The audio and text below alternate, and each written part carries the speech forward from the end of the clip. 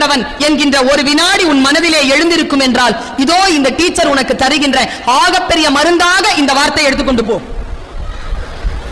உனக்கு ஒரு விஷயம் தெரியுமா? நம்ம எல்லாருமே யூனிக் தெரியுமா?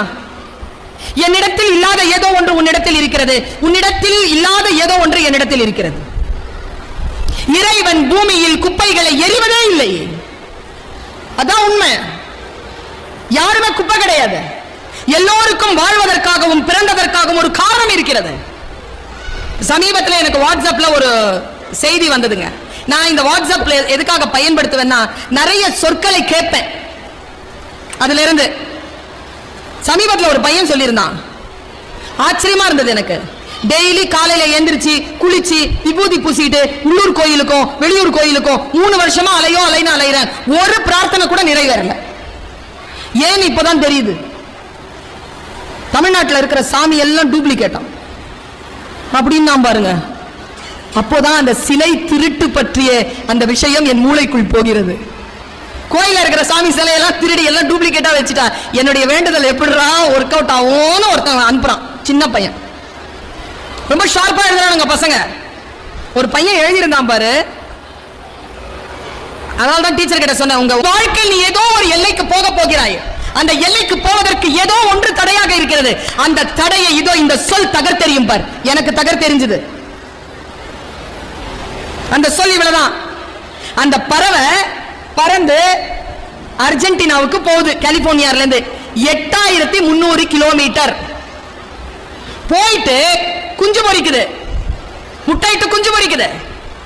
பிப்ரவரி மாசம் எண்டுல மார்ச் மாசத்துடைய தொடக்கத்துல மறுபடியும் குஞ்சுகளோடு சேர்ந்து திரும்பி கலிபோர்னியா போகுது. 8300 கிலோமீட்டர், மொத்தம் 16600 கிலோமீட்டர் வச்சுக்க. இது வந்திருந்தது. இந்த பறவையே பறக்கின்ற பொழுது நீங்கள் பறக்க முடியாதா அப்படின்னு கேட்டு அந்த முடிஞ்சிருச்சு. நான் சாதாரணமான ஆள் இல்ல, நான் தோண்டுவேன்.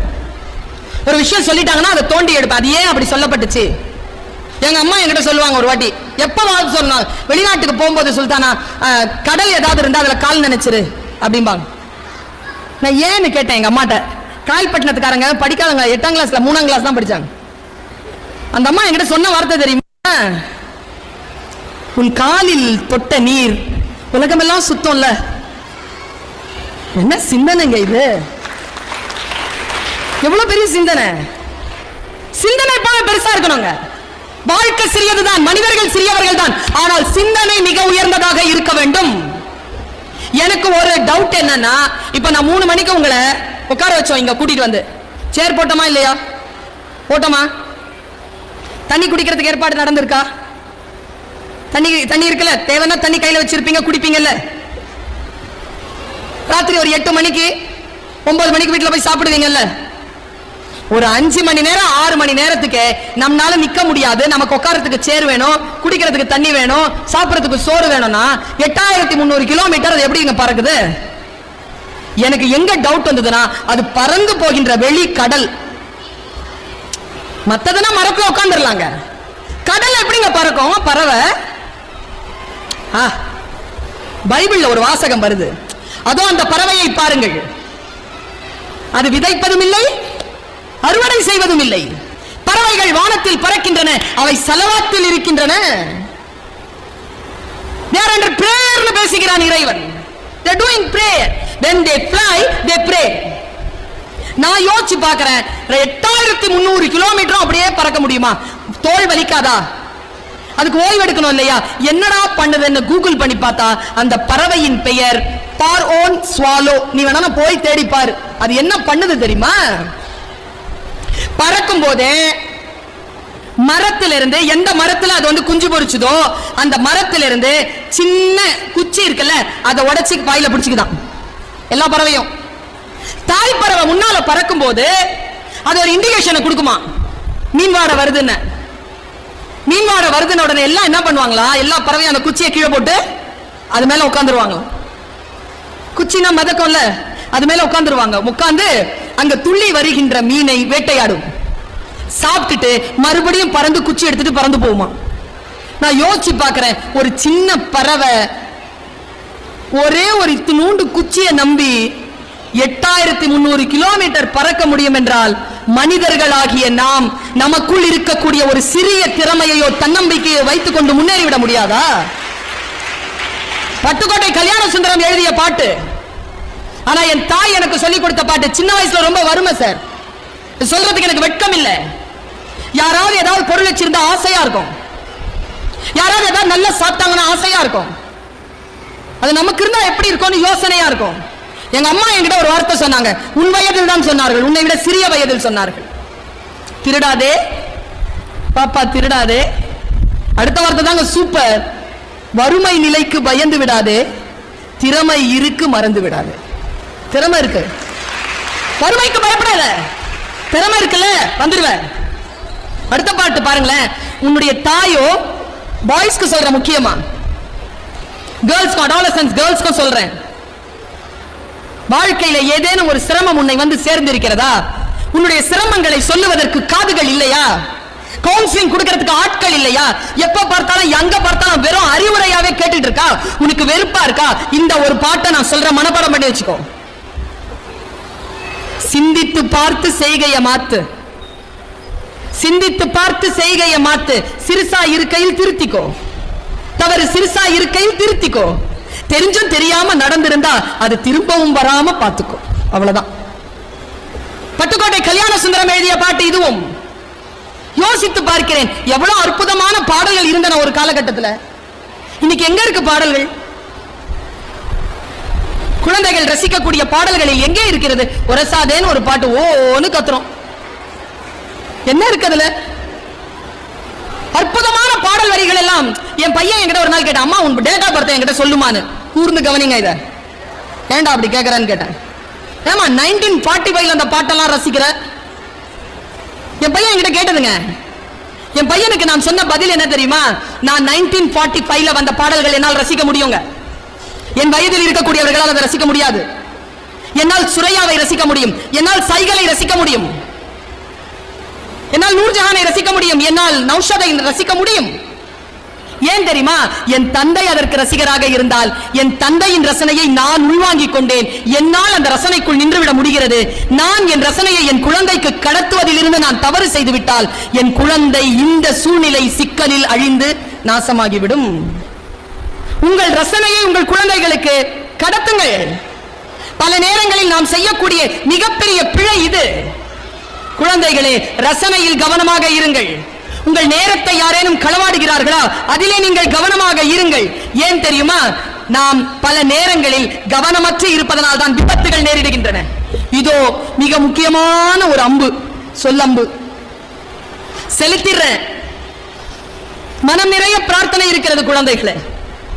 புர்கா அணிந்து கொண்டு இத்தனை பெண்கள் கல்வி என்கின்ற ஆயுதத்தை எடுப்பதற்காக உங்கள் குடும்ப உறுப்பினர்களினுடைய ஆகப்பெரிய நம்பிக்கையை பெற்றுக்கொண்டு இந்த மேடையில் முன்னால் வந்து உட்கார்ந்திருக்கிறீர்கள். இது சாதாரணமாக கிடைத்த வாய்ப்பு இல்லை. உன் பாட்டிக்கு இந்த வாய்ப்பு கிடைக்கவில்லை, உன் தாய்க்கு இந்த வாய்ப்பு கிடைக்கவில்லை. சமூகம் உன் மீது இந்த வாய்ப்பை தந்திருக்கிறது என்றால் அது உன்னை மிக ஆழமாக நம்புகிறது என்பதற்காகத்தான் நான் சொல்லுகிறேன். அவர்களுடைய நம்பிக்கையை கையில் எடுத்துக் கொள்வதற்காக இந்த மிக முக்கியமான இந்த சொல்லம்பத்தர அடாலசன்ட்ல இருக்கக்கூடிய பாய்ஸ், 15, 16, 17 வயதில் இருக்கக்கூடிய பெண் குழந்தைகள், உங்களுக்கு ஒரு சகோதரியாக, ஒரு தாயாக, ஒரு ஆசிரியையாக நான் சொல்லுகின்ற மிகப்பெரிய ஆழமான விஷயமாக நீ எடுத்துக்கோ. சிந்திக்க தெரிந்தவன் நீ. நான் சொல்லுவது உனக்கு புரிகிறது. ஆழமாக தியானத்தோடு இந்த வார்த்தையை உள்வாங்க. மரங்களிலே உயர்ந்த மரம் எது? மரங்களிலே உயர்ந்த மரம் ஆலமரம், பெரிய மரம். உயர்ந்த மரம், உயர்ந்தது என்றால் அளவில் அல்ல, தன்னுடைய தகைமையில் உயர்ந்தது. மரங்களிலேயே உயர்ந்த மரம் சந்தன மரம். சந்தன மரம் மிக உயர்ந்தது. ஏன் தெரியுமா? நான் உள்ள வரும்பொழுதும் சந்தனத்தை தான் கொடுத்தாங்க. சாமிக்கு சந்தனத்தை தான் கொடுக்கறீங்க, கல்யாண பொண்ணுக்கு சந்தனத்தை தான் கொடுக்கறீங்க. சந்தனம் தான் மிக முக்கியமான உயர்வுக்காக பயன்படுத்தப்படுகின்ற ஒரு பொருள். பெரிய கட்டைய தேய்ச்சா என்ன வருமோ, சின்ன பிசிறு தேய்ச்சாலும் அதான் வரும். அதுக்கு பேர் தான் உயர்வு. வெளியில ஒண்ணு உள்ள ஒண்ணு இல்ல. யானை மாதிரி காட்டுற பல்லு வேற, சாப்பிடுற பல்லு இல்ல, ரெண்டும் ஒண்ணுதான். அந்த சந்தன மரத்தை பத்தி ஒண்ணு கேட்டேன் பிள்ளைகளே. உங்களை கேட்கிறேன், நான் பெண் குழந்தைகளை கேட்கிறேன், நீங்க ஹிஜாப் அணிந்திருக்கிறீர்கள், உடலை மறைத்திருக்கிறீர்கள், ஏன்? ஏன் அது உயர்ந்தது? மற்றவர்களால் தவறாக வசீகரிக்கப்படக்கூடாது என்பதற்காக மறைத்து வைத்திருக்கிறீர்கள். உயர்ந்தவை எப்பொழுதும் அடுத்தவர்களால் தீமைகளால் வசீகரிக்கப்படும். தீமைகள் மட்டும்தான் தீமையால் வசீகரிக்கப்படாது, நன்மையும் தீமைகளால் வசீகரிக்கப்படும். ஆபத்து வர்றதே நன்மை, நன்மை நிறைய இருந்தாங்க ஆபத்தே வருது. தீயவர்களுக்கு எங்கே ஆபத்து வருது? நன்மையால் நிறைந்திருக்கின்ற பொழுதுதான் ஆபத்து வருது. ஆனாலும் அந்த நன்மை தான் ஜெயிக்கும். இதை ஏன் தெரியுமா சொல்றேன்? சந்தன மரம் இருக்குல்லப்பா, அது ரொம்ப வாசமானதா, ரொம்ப உயர்ந்ததா? அந்த உயர்ந்த வாசமான விஷயத்தை தேடி மனிதர்கள் மட்டும்தான் போகிறார்கள் என்று இல்லை, விஷப்பாம்புகளும் போகும். எல்லா சந்தன மரமும் விஷப்பாம்புகளால் சூழப்பட்டிருக்கும்.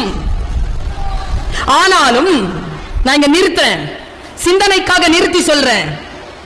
உயர்ந்த மரமாகிய சந்தன மரம் விஷப்பாம்புகளால் சூழப்பட்டிருந்தாலும் தன் பிசிறு வரைக்கும் அது கெட்டு போவதில்லை. ஏனென்றால் தன்னை சூழ்ந்திருக்கக்கூடிய தீமைகளால் அது பாதிப்படைவதில்லை. அதனால் தான் அது உயர்ந்த நிலையில் இருக்கிறது. குழந்தைகளே, உங்களை தேடி தீமை வரலாம், வரும். அது எப்படி வராம போகும்? வரும். எவ்வளவு தீமை வந்தாலும் அந்த தீமையால் நான் பாதிக்கப்பட மாட்டேன் என்று நீ உயர்ந்து நின்றால் நீயும் சந்தன மரமாகத்தான் இருப்பாய் என்று சொல்லுவதற்காகத்தான் குழந்தைகளே இதை நான் சொல்லுகிறேன். வாழ்க்கையில் உயர்ந்து வருவது என்பது எவ்வளவு பெரிய பயணம் தெரியுமா? சாதாரணமாக வாய்த்து விடுமா வெற்றி? சாதாரணமாக கிடைத்து விடுமா? ஏன் தாஹா அவர்களுக்கும் நம்முடைய தாவூத் அவர்களுக்கும் தீமைகளே நேர்ந்திருக்காதா? கெட்ட விஷயங்கள் பக்கத்தில் வந்து வசீகரிக்கப்பட்டிருக்க மாட்டார்களா?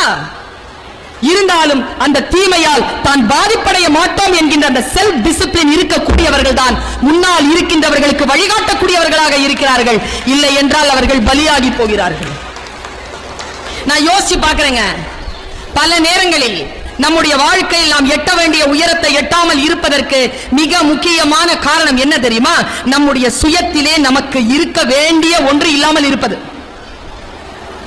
அதுக்கு பேரு லீடர்ஷிப் குவாலிட்டி. நான் இதை சொல்லி நிறைவு செய்றேன். மிக முக்கியமான ஒரு குவாலிட்டிங்க. பல நேரங்களில் இது நம்ம கிட்ட இல்ல. ஒரு சிங்க கூட்டம் இருக்குன்னு வச்சுக்கேன், ஒரு கழுத தலைமை, ஒரு கழுத கூட்டம் இருக்கு, சிங்க தலைமை, ரெண்டும் போர்ல மோதுது, எது ஜெயிக்கும்? திரும்ப சொல்றேன், ஒரு பெரிய சிங்க கூட்டம், கழுத லீடு. ஒரு பெரிய கழுத கூட்டம், சிங்கம் லீடு, எது ஜெயிக்கும்? கழுதைகள் கூட்டம் தான் ஜெயிக்கும். ஏன் தெரியுமா? சிங்க கூட்டத்திற்கு கழுதை தலைமையாக இருந்தால் சிங்க கூட்டங்களால் ஜெயிக்க முடியாது. கழுதை கூட்டத்திற்கு சிங்கம் வந்து சேர்ந்தால் கழுதைகள் கூட சிங்கத்தை ஜெயித்துவிடும் என்பதுதான் நம்முடைய அறிவியல். அறிவியல தான் என்ன கேட்டா +1 +2 படிக்கிற ஒவ்வொரு குழந்தைகளும் லீடர்ஸ். 9th 10th படிச்சிட்டு இருக்கக்கூடிய குழந்தைகள் எல்லாம் leaders. Just develop the leadership quality. உள்ளுக்குள்ள ஒரு பொறுப்பு வரட்டும். லீடர்ஷிப்ங்கிறது வந்து ரெஸ்பான்சிபிலிட்டிங்க. நான் உங்க மேடம் இருக்காங்களே, மேரி மேடம், எங்க தெரியுமா அவங்கள ரொம்ப நான் வந்து ஃபேசினேட் பண்ணேன். ஒரு வேலை நடந்தது இந்த மேடையில. ஒரு குழந்தை தீச்சட்டி எடுத்துச்சு தெரியுமா, இடுப்பு வளையத்தை விட்டுருச்சு. நான் இங்க டிக்ளேர் பண்றேன், அந்த குழந்தையோ அந்த குழந்தையுடைய பேரண்ட்ஸோ இருந்தா வீட்டுக்கு போய் உங்க குழந்தைக்கு ஒரு பாராட்டையோ ஒரு அன்பான அரவணைப்பையோ கொடுங்க. ஏன் தெரியுமா? அந்த குழந்தை கடைசி வரைக்கும் she didn't give up. அவ நின்னாங்க. அதை நான் ரொம்ப ஆச்சரியமா பார்த்தேங்க. அவ நின்னதை நான் ரொம்ப ஆச்சரியமா பார்த்தேன்.